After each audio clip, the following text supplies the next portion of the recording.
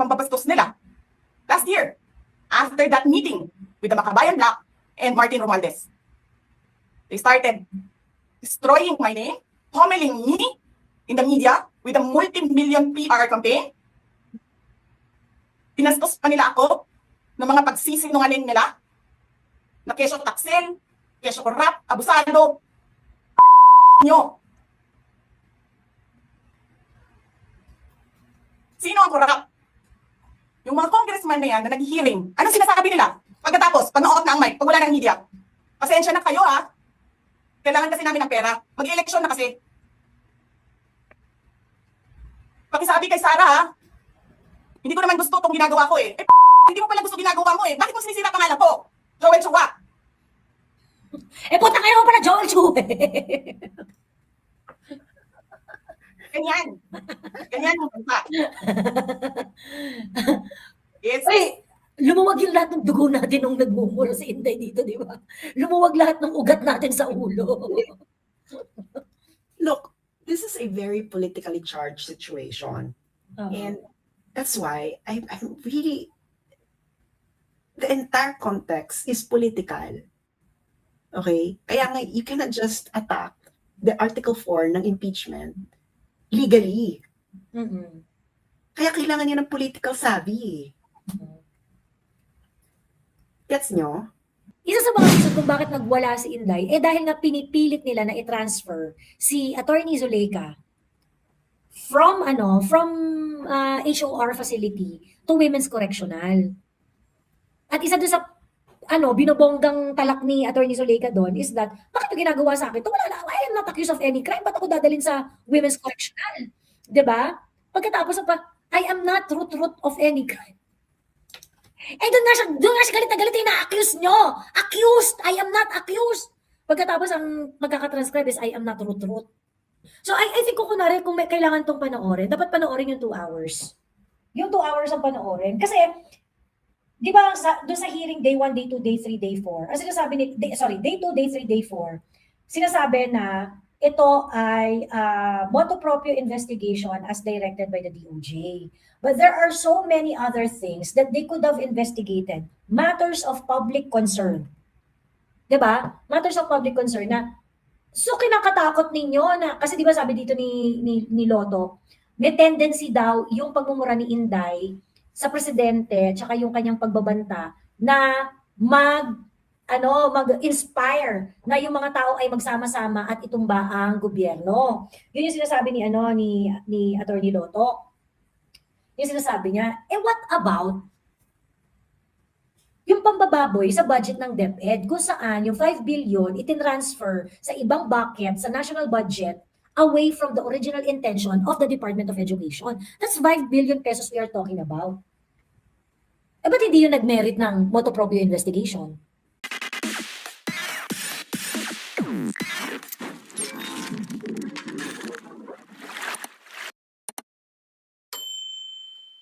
Nire-review ko yung video ngayon. Pinapaalis pala ni VP sa pinapaalis pala si VP sa HOR dahil may banta daw sa buhay niya. Di lang na-mention ni VP sino nagsabi. Tapos sinabi ng NBI kanina, wala silang makitang threat sa VP.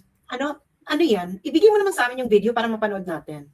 Yung video ng actually dapat panoorin natin yan siguro pagka kunwari walang hearing eh. Yung entire video ng yung nangyari noong November 23. Hindi ito sinasabi niya. Papanood niya sa atin yung part na yan. Oo. Pinapaalis nino. Pakipakita. Pakisend naman yung link para mapanood natin lahat ngayon. Oo. PM mo nga, Kuyang. Ako feeling ko nga dapat ipalabas natin ng buo. Panoorin natin ng buo yan eh. Yung video na nangyari ng 23. Panoorin natin ng buo. 'Di ba? Panoorin natin ng buo, tapos i-acta natin ng buo, take note natin. Yung parang wala nang kukontra. Ganon. At the fact na inaalaw ni Cheesy Ligutan to lecture the court, what the fuck, pagsabihan niya, nakailan na siya eh. Actually, mahirap kasi sabihan kasi minsan pinagbibigyan ni Cheese yung prosecution, tapos pagbibigyan niya yung defense, ganyan. Pero yung mga bagay kasi kung saan pinagbibigyan niya yung prosecution, parang, bakit? Hindi ko masyado makita yung rason kung bakit niya kailangan pagbigyan yung prosecution. doon sa mga times na pinagbibigay. Well, except to some objection na sinusustain niya na valid, gano'n. Pero may ibang mga ginagawa yung defense na hindi naman. Joey, anong expectation mo kay Attorney Zuleyka tomorrow? I think she can handle herself. Ayun.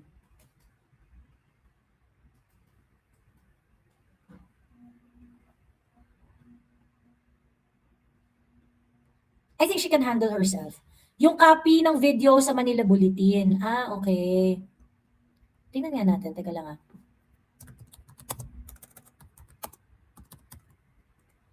Tapos Kuya Ignis, sabihin mo yung timestamp.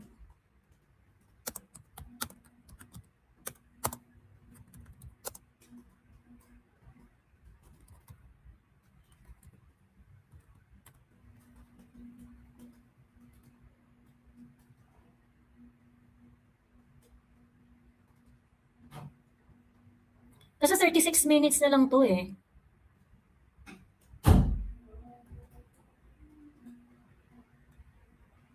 Meron pa bang ibang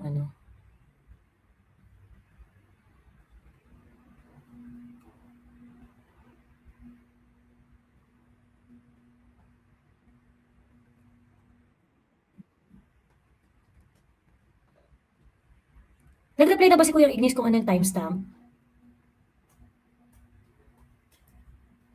Okay. Sige, punta tayo kay Duterte Legacy. Duterte. Oh, let's watch it. Para makita natin ang sinasabi ni Kuyang, ni Ignis Bias Doubt of 40. Sorry, wait. Wait.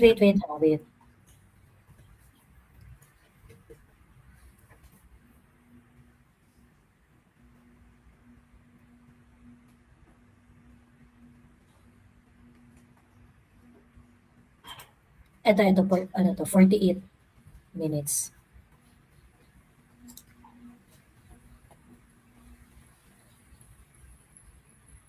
Wait.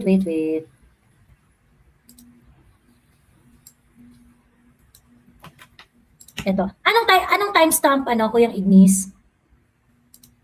Hinahanap ko pa yung walang censored yung mura, di ko pa mahanap.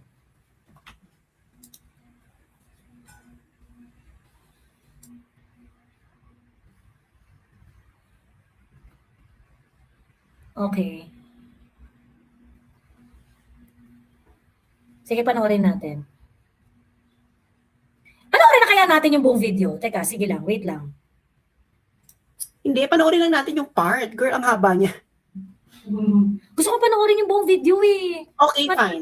Go. Para masaya. Go. Okay. So,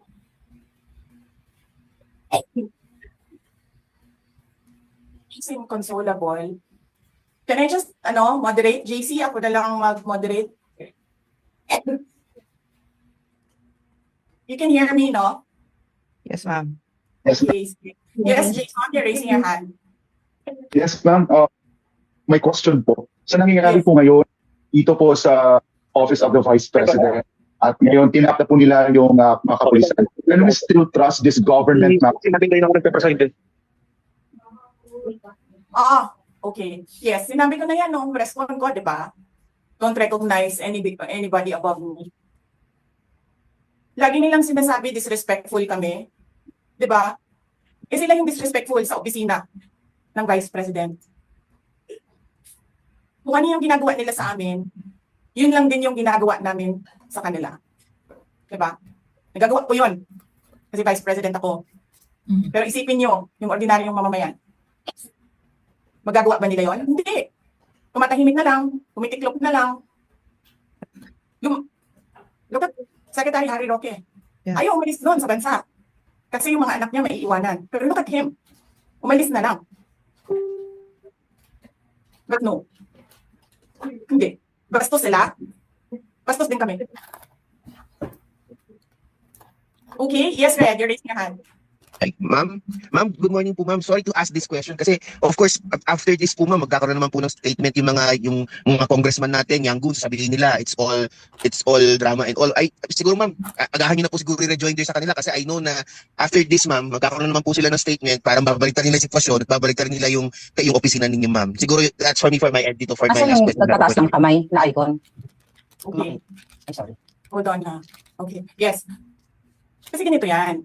Alam natin lahat, di ba? Sobrang kahayahay ang House of Representatives. Wala yan silang trabaho ng Friday. In fact, inaantay namin ang request, ang MR ni Attorney Lopez. Ang dali, nagmakatok. Ayan. Nasa Congress ako. Ay, sorry. Ay, sorry, dalawa kasi kaming lawyers working here. Ako yung nasa loob na lawyer, nasa loob ng room, and then there's another lawyer outside of the room. So dalawa kami na nagtatrabaho. So yes. So alam namin na walang trabaho ang House of Representatives pag Friday. And then suddenly, kanina, yun na nga, sinabi niya kung anong nangyari dito na side. Tinawagan niya ako, sabi niya, you need to come because I need a lawyer. So pagdating ko dito, I told them I'm the lawyer. Pumasok ako, and then I read the order. And then while I was reading the first order, another order came in. And then, nakita ko doon sa order nila na parang by unanimous vote, parang ganyan. And then sa akin naman, paano kayo nag-meeting?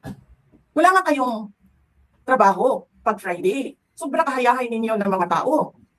Kaming lahat, sa Office of the Vice President, Monday to Friday ang mga trabaho namin. Sa ibang opisina, Monday to Friday. I'm not saying na bawal yan. But, alam mo yun, that is something that civil service should think about.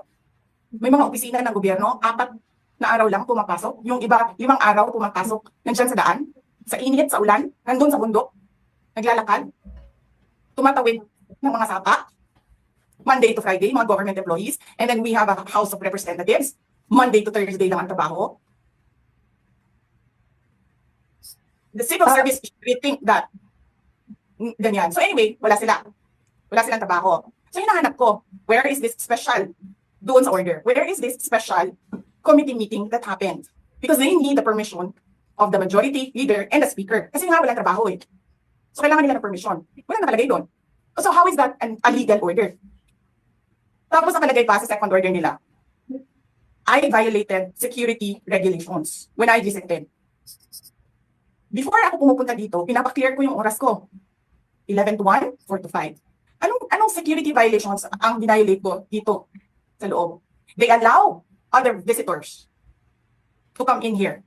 Pero ako, sinabihan ako kanina, hindi ka pwede bumisita dyan sa loob. Doon kayo sa visitor center. Ililipat namin. And then I said no.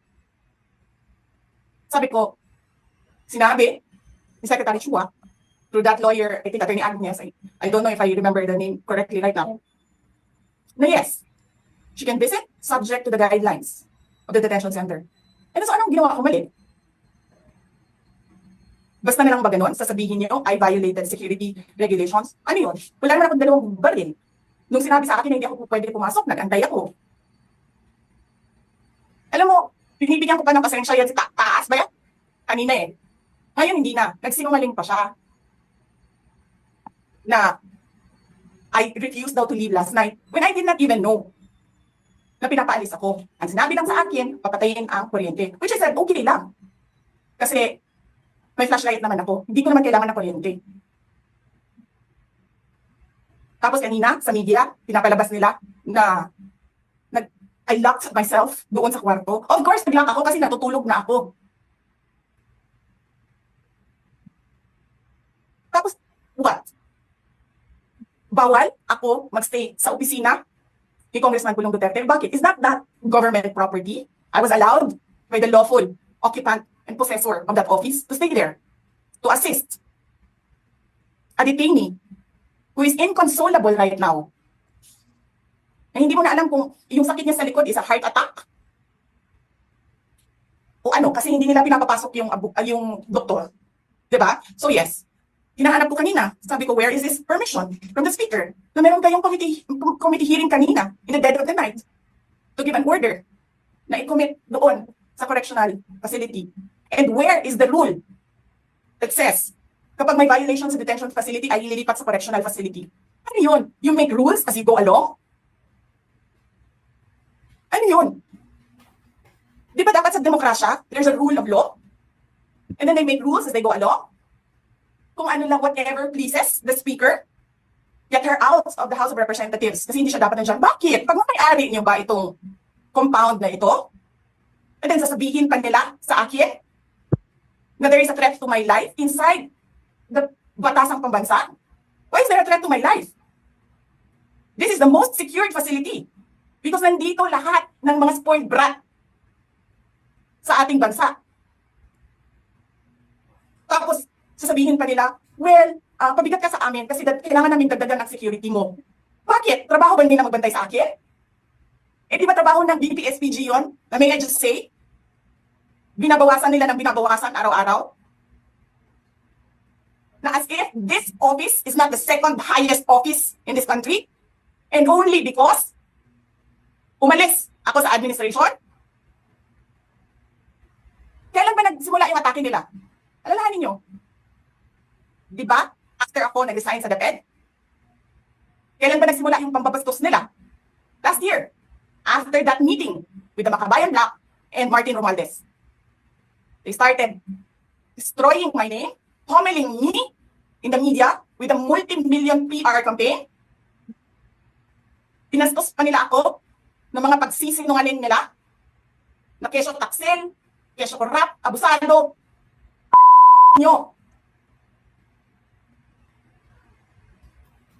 Sino ang korap?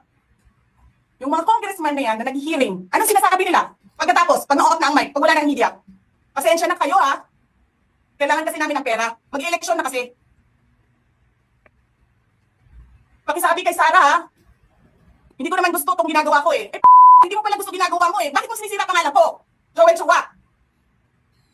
Eh, puta kayo pala, Joel Chu. Ganyan.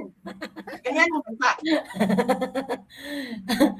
Yes. Ay, lumuwag yung lahat ng dugo natin nung nagmumura sa Inday dito, di ba? Lumuwag lahat ng ugat natin sa ulo. Look, this is a very politically charged situation. And that's why I'm really, the entire context is political. Okay? Kaya nga, you cannot just attack the Article 4 ng impeachment legally. Mm-mm. Kaya kailangan niya ng political savvy. Gets nyo? Continue.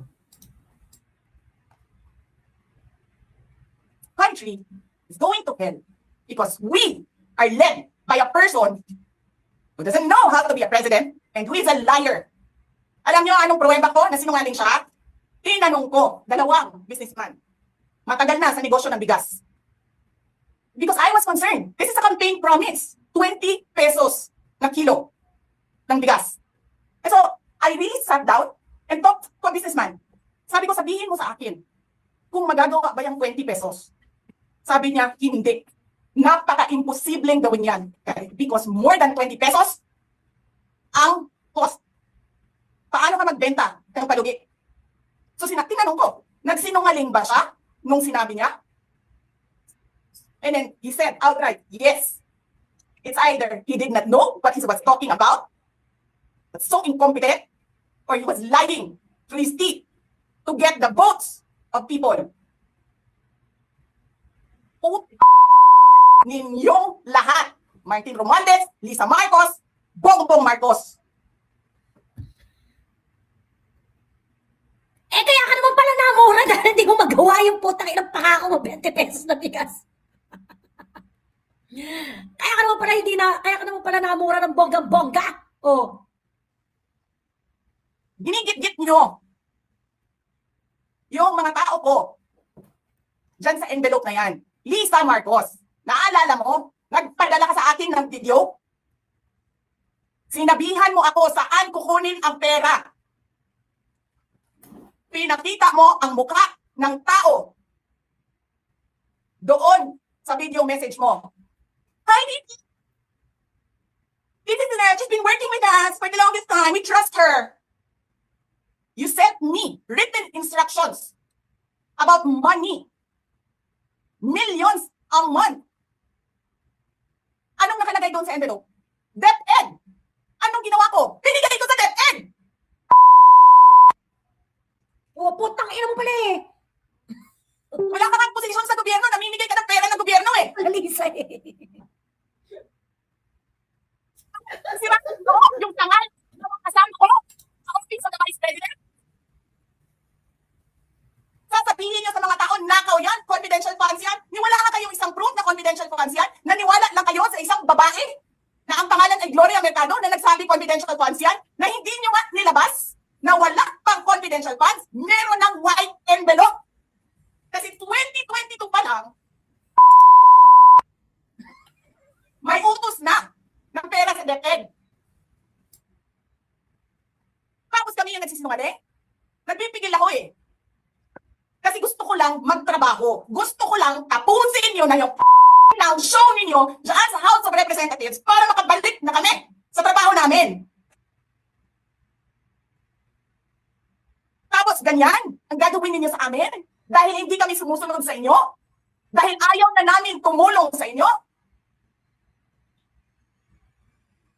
Ganito gagawin ninyo. Presidente ka. May speaker ka na involved sa bribery ng Supreme Court justices. May video, may kaso, may witnesses. Hindi mo tinanggal yung speaker mo. Pinabayaan mo siya abusuhin ang pera ng bayan. Paikot-ikot sa buong bansa, namimigay ng pera na para bang kanya yung pera. Eh di ba nga, lagi niyong sinasabi separation of powers? Anong trabaho ng legislative branch? Gumawa ng batas. Anong ginagawa ni Martin Romualdez? Nagdidire ng DSWD, namimigay ng ayuda,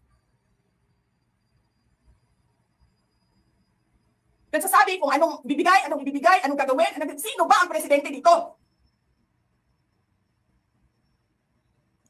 Alam nyo, alam namin, mali ang ginagawa ninyo. Sinabihan ko lang mga kasama ko sa Office of the Vice President, pasensya na, sumunod na lang tayo para matapos na sila. Tapos ganito ang gagawin ninyo, alam namin, walang contemptuous doon sa ginawa ni Yusek Lopez. Wala. Lahat ng tanong, sinagot niya, pumunta siya, maayos siya kumausap. Eh nagsasabihin ninyo sa amin, bakit kami susulat sa COA? Bakit hindi kami susulat sa COA?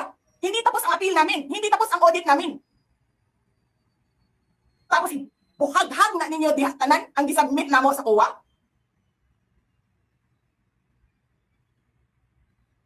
Tama ba yun?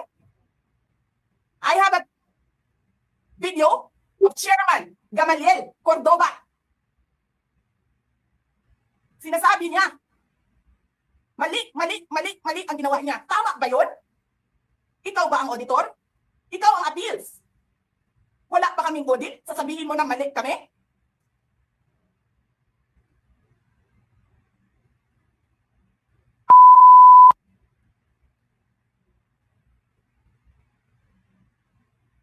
Hindi pa kayo nakakita ng kalaban na tulad ko. Nagpigil ako na nagpigil. Kasi masama sa bayan. Hindi maganda ang political instability. Pinabayaan ko kayo sirain ng pangalan ko. Kasi I have nothing to lose. Sinira niyo na siya. Wala na siyang ikakasira pa. Tapos ganito ang gagawin nyo.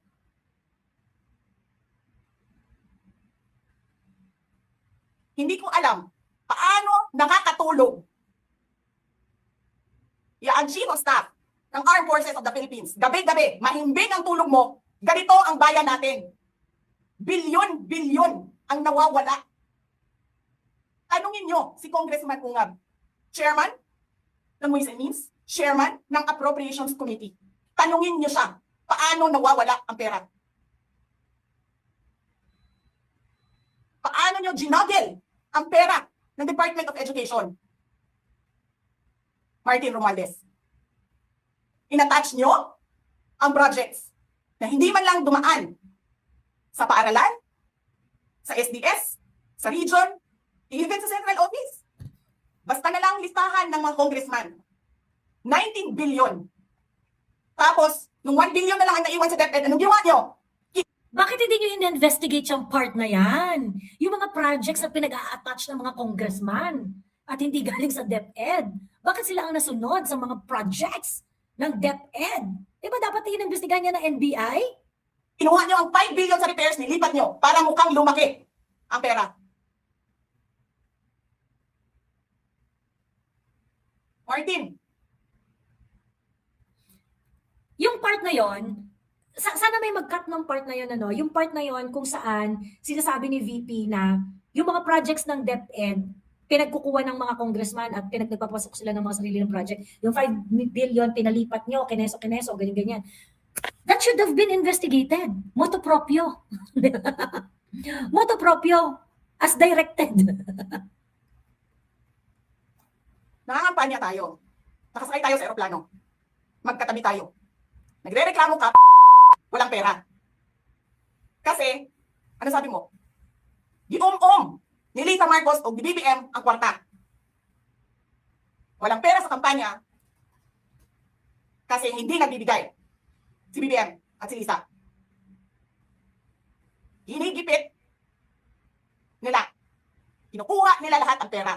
Reklamo ka ng reklamo sa akin. Ano sinabi ko sa'yo? Huwag ka mag-alala.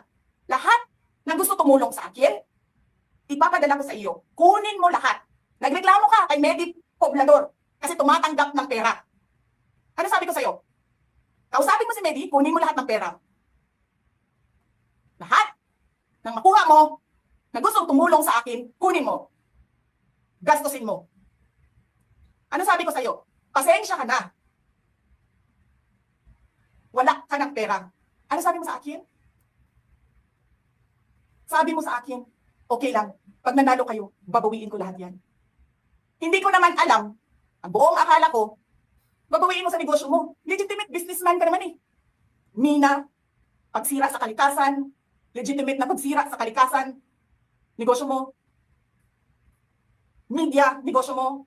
Ano pa bang mga negosyo ni Martin Romualdez? Sulat niyo yan lahat. Akala ko magninegosyo ka lang. Kasi businessman ka naman.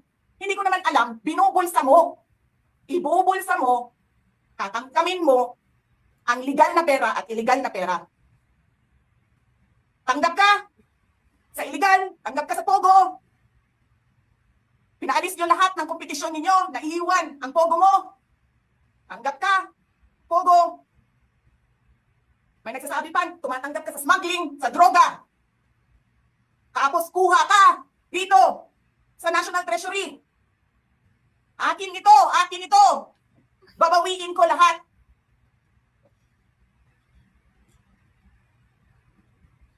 Masakit sa akin, Martin, hindi yung pagsira ng pangalan ko eh. Ang masakit sa akin, maalis mo man ako sa presidential race, hindi pa rin ikaw ang presidente. Walang buboto sa iyo. Please lang. Wala.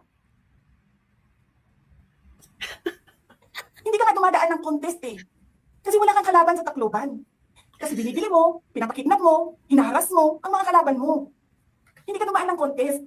Ang alam mo lang, kasi mayaman ka, bibilhin mo lahat ng tao na pera. Kaya pobriman mong tanan, kwarta na may inyo. There is nothing in you except money. Yan lang. Martin, harapin mo yung katotohanan. Walang buboto sa iyo. Senador man, Vice President man, President man, walang buboto sa iyo. Hindi ko nga alam kung mananalo ka pa ngayon sa Tacloban eh. Palamang hindi na. Sinong gusto sa lahat sa buong Pilipinas ang ibalik ka sa Kongreso? E di lahat ng tao pupunta yan doon sa Tacloban, mangangampanya yan sa kalaban mo. Kasi magnanakaw. Dapat in-investigahan rin yan. Correct. Milyon-milyon, buwan-buwan. Certification lang ng congressman. 1 million, 2 million, pirma lang. Alam nyo, bakit alam ko? Kasi may MA din ako. May MA ako sa DepEd, may MA ako sa OVP. Pero sa amin, sa akin, nire-require ako ng resibo. Nakuha. Pero alam ko, certification lang ang kailangan. Pero nag-comply ako. Bigay nyo lahat ng resibo. Pero ikaw, Pirma mo lang, hindi mo ata pirma yan. Pirma lang ng staff mo yan. Milyon-milyon dyan sa Committee on Accounts. Lumalabas ang pera. Pirma nyo lang. Walang nag-audit sa inyo. Sino ang nag-audit ng confidential funds ng Office of the President? Wala. MOOE. Dapat inimbestigahan nyo rin yan, yung MOOE. Yan ang Pilipinas. Yan ang bagong Pilipinas. Kriminal ang speaker. Bakit ko nasabi kriminal siya? Basahin niyo yung kaso niya sa United States of America. Sinungaling, presidente. Double whammy pa. Hindi lang siya sinungaling. Hindi pa siya marunong maging presidente. Nagpresenta ka na magiging presidente ka. Tapos, hindi ka pala marunong.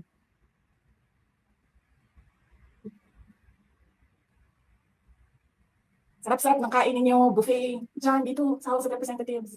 Alak, lahat.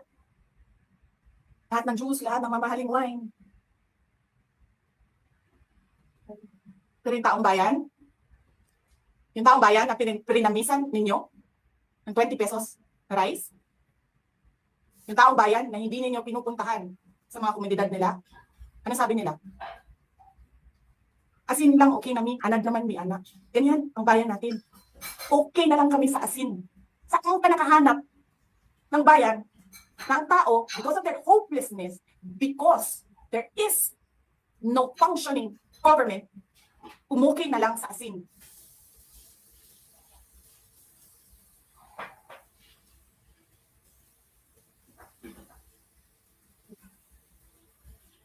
Buti na nga lang abogado si Terry Lopez eh. Kasi alam niya kung ano sasabihin niya doon sa mga pumasok sa kwarto niya. Na-take note, nagnakaw pa ng cellphone. Saan ka nakahanap? Papasok ka, nanakawin yung cellphone, dadalhin mo pa yung tao. Huwag kang mag-alala ma'am sa security ko. Kasi may kinausap na ako na tao.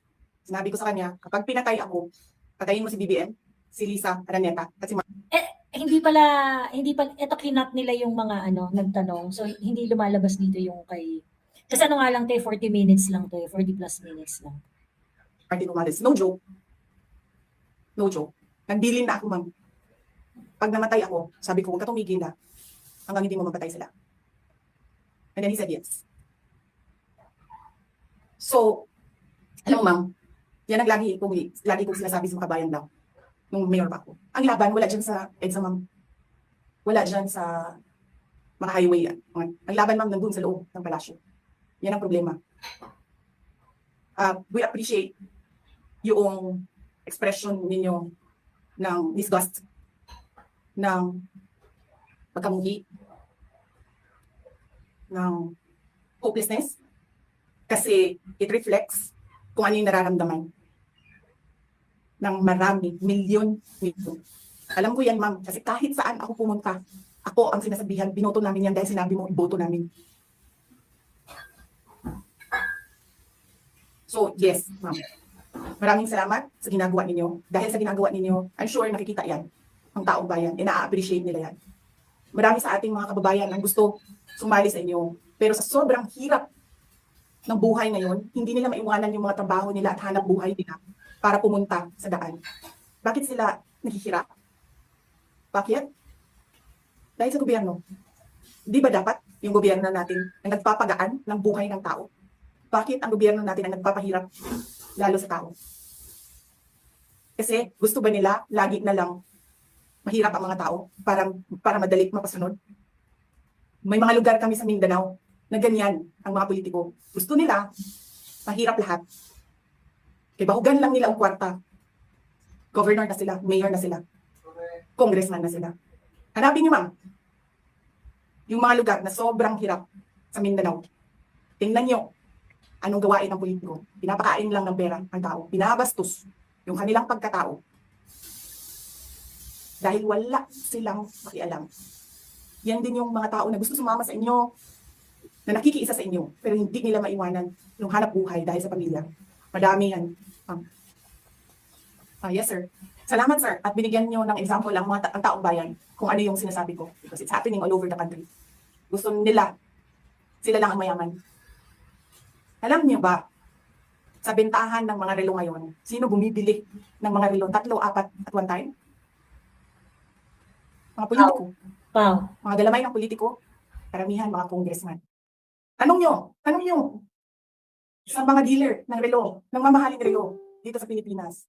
Tanong nyo sa mga dealer ng mamahaling kotse sa Pilipinas.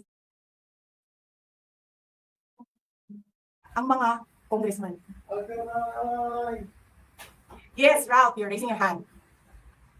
Hello po, VP. Good evening po. I would like to take this opportunity po to ask po kasi recently po may parang statement si former President Rodrigo Duterte advising niyo po na kung pwede po is mag-retire ka na po sa politics. Huwag ka na po daw mag-mention ng higher position sa maybe 6 years from now, yung presidential elections. Can I get your reaction po regarding this matter?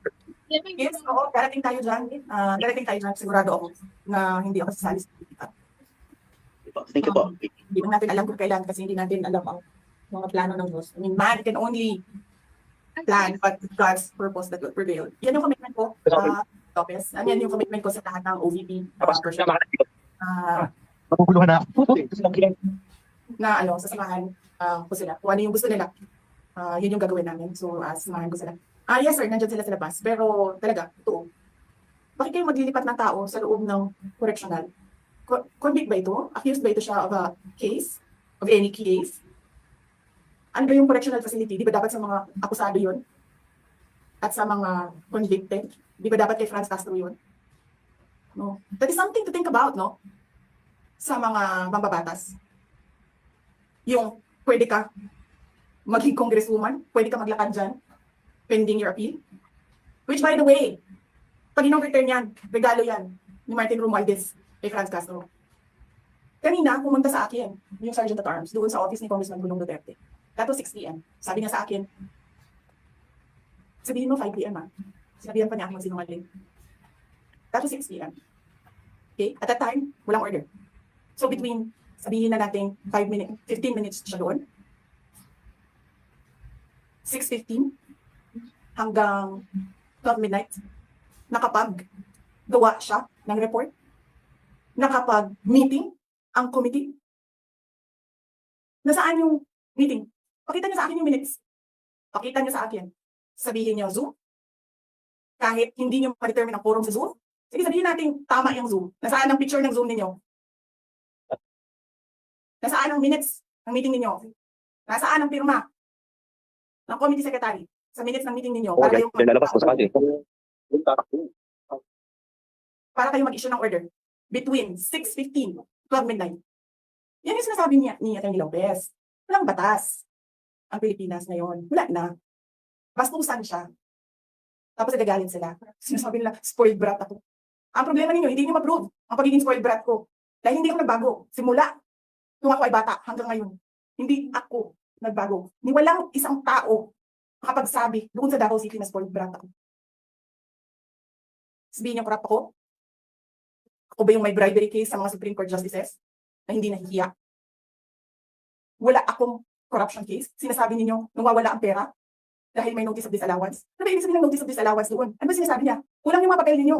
Kasalanan ko ba yan? Galing sa field ang papel. Hindi naman ako ang gumagawa ng papel eh. So ibig sabihin, kasalanan ko? Kapag yung nag-uusap doon sa kalayo-layong barangay, sa Samar, gumagawa sila ng papel na mali, sinasabi ng COA, tapos ako yung nagnakaw ng pera. Yung ina ninyo. Alam mo ma'am, nagmumura talaga ako na tao. Kaso hindi lang ako nagmumura talaga in public. Dahil ang mga bata nakikinig sa akin. Napapansin ko yan. When I talk, children listen. That is the reason why I don't cuss in public. But it doesn't mean na hindi ako marunong at hindi ako nagmumura. I am doing it for the sake of the country. Kasi nakikinig yung mga bata sa akin. Hindi sila nakikinig kay Martin Romualdez. Lahat yung hindi sila nakikinig kay PBM. Hindi ko alam bakit tayo umabot sa ganito. Hindi ko alam bakit umabot yung bansa sa ganito. Yes, ma'am, sir, Dancy. Hi ma'am. Sorry ma'am. Yung nangyari ba ngayon, parang may nagkaroon ba ng standoff kanina? I mean, would you say if it was a standoff na kasi apparently parang based sa kwento ni Attorney Lopez kanina, parang gano'n yung nangyari. Parang nasa labas daw sila and then parang I'm assuming adrenaline na ni Attorney Lopez na natulak niya yung pangharang dun sa pinto para hindi makapasok. So may ganun po bang nangyari, ma'am? I mean, can you just from your perspective, what's happening now? May standoff po bang nangyayari? Nag-handout kami, sir. Nandiyan sila sa labas. Nandito kami sa loob. May Okay lawyer po. kami. Ang game plan namin is may lawyer sa labas and then may Apo. lawyer sa loob. And there's just Okay. handout. And then, yes, we expect that they'll break down the door anytime. Okay po. Sige ma'am. Siguro last on my end, ma'am. Ma'am, Maybe know how are you able to Ma'am, wait lang, JC, last question lang. Ma'am, maybe just know, I mean, for everyone's information lang, how are you able to gain access sa loob ng detention facility at this hour din? Naglakad ako. She called me. Buti na lang, di pa ako tulog. Tinawagan niya ako. And then she was crying and crying and crying. Hindi ko siya maintindihan. Umiiyak lang siya ng umiiyak. Hindi ko maintindihan. The mere fact na umiiyak siya ng umiiyak, I knew something was wrong. So, bumaba ako. Pumunta ako. Naglakad ako. Nakita ko lahat ng mga police. Nakita ko yung person with the big camera. Person with the small camera. And then sabi ko, where is she? Nobody answered. So, dumiretso ako. Dito sa kwarto. And then, pumatok ako. Sabi ko, Sarah to, papasukin niyo ako. And then she said na, I want you to be my lawyer now. And I said, okay, sige. Okay ma'am, thank you. How may I interrupt? I was just informed by some members of the station here at PCTV Station 6. Napapasok daw dyan ngayon si tatlong sasakyan carrying PNP Marville. Sa loob ng detention facility. Ito na nga, parang nakalabas. Yes. Alam nyo, the police can only implement legal orders. Sabihin niya sa amin, mga congressman, sabihin niya sa amin, paano naging legal order yan? Hindi nyo nga sinulat that you have the permission to conduct a meeting. Wala nga kayong opisina ngayon. Paano kayo nakagawa ng order from 6:15, 12 midnight? Hindi na nagre-respeto kay Marbil ngayon. Hindi mo mga pulis niya, hindi siya nire-respeto. Dahil sinungaling siyang tao. Yes, Ma'am Lorraine, you're raising your hand. Ma'am, Vice President, good evening. Sorry, No. ma'am. Sorry, Yeah. sorry. Yeah. Yes, Yung ma'am. doktor, yung ambulance, ayaw nila papasukin. Si Marbil, who has nothing to do with this thing here ngayon, papasukin nila. Oh, yan ang tanong namin. Saan ang batas dito? Batas ni Martin Romualdez lang lagi.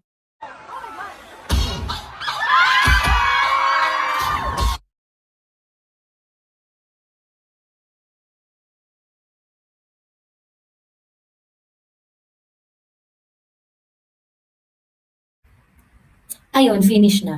Maraming mga redacted parts. Yung mga... Asan yung sinasabi ni Kuya na in-inform siya na Yung part na hindi raw po pwedeng i-allow si VP na magstay sa sa may HOR sa facilities ng HOR kasi kapag nag-stay siya doon, kailangan nilang magdagdag ng security niya, kailangan siyang yun nga, kumbaga recognizing na because she is the vice president, meron siyang mga security needs.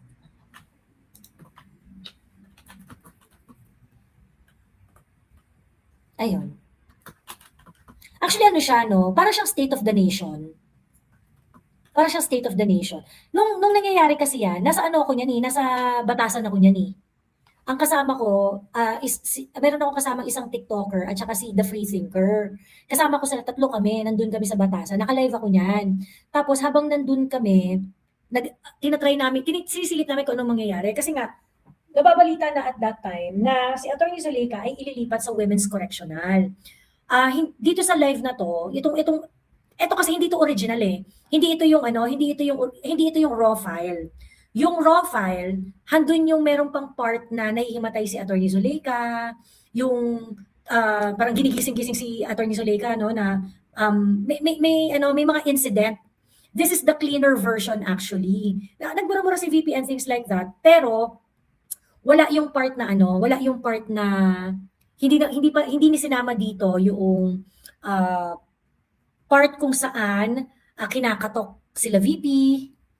Ganon. I think if they're going to show the entire video, they have to show the 2-hour video. Yung uncut, yung pati yung mga nagtatanong dapat ipapakita. Yung mga itatanong kasi nandun yung mga nandun yung mga nuance yung pagkatok sa kwarto ni Atty. Zuleyka, Kasi ano yan eh, maririnig mo yon kasi kung nanood ka nung live, makikita mo may mga interruptions na kinakatok sila sa loob, na parang aalis na sila, ganyan-ganyan. And then, of course, yung part na nagsasalita si Atty. Zalica, yung umiiyak na siya, yung sinasabi niya na, I have my rights, ganyan-ganyan, gumagano-gano na siya. Na-catch up mo ba yung part na yon nung day 3? Yung ang pagka-transcribe nila dun sa sinabi ni Atty. Zalica na I have my rights. I have my rights. Ano yan? I am not accused of any, I am not accused of anything. I have my rights. I am not root of anything. Ang pagkakatranscribe ni Kalilong, I am not root of anything. I have my rights.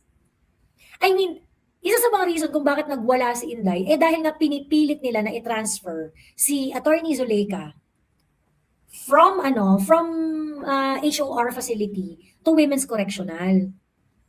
At isa doon sa binobonggang talak ni Atty. Zalica doon is that, bakit yung ginagawa sa akin? I am not accused of any crime. Ba't ako dadalhin sa Women's Correctional?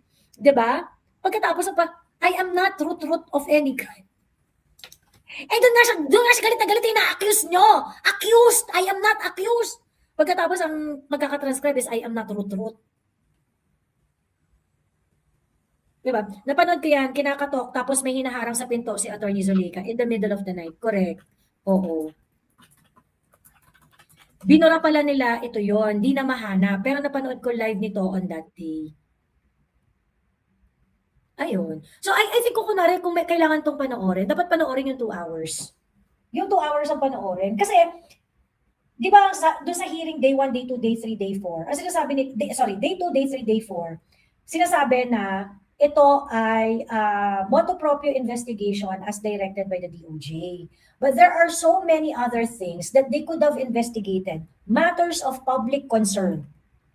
Diba? Matters of public concern na, so kinakatakot ninyo na, kasi diba sabi dito ni Lotto, may tendency daw yung pagmumura ni Inday sa presidente, tsaka yung kanyang pagbabanta, na mag-inspire na yung mga tao ay magsama-sama at itumba ang gobyerno. Yun yung sinasabi ni Atty. Lotto. Yung sinasabi niya, what about yung pambababoy sa budget ng DepEd kung saan yung 5 billion itinransfer sa ibang bucket sa national budget away from the original intention of the Department of Education. That's 5 billion pesos we are talking about. Ba't hindi yung nag-merit ng motu proprio investigation? Diba?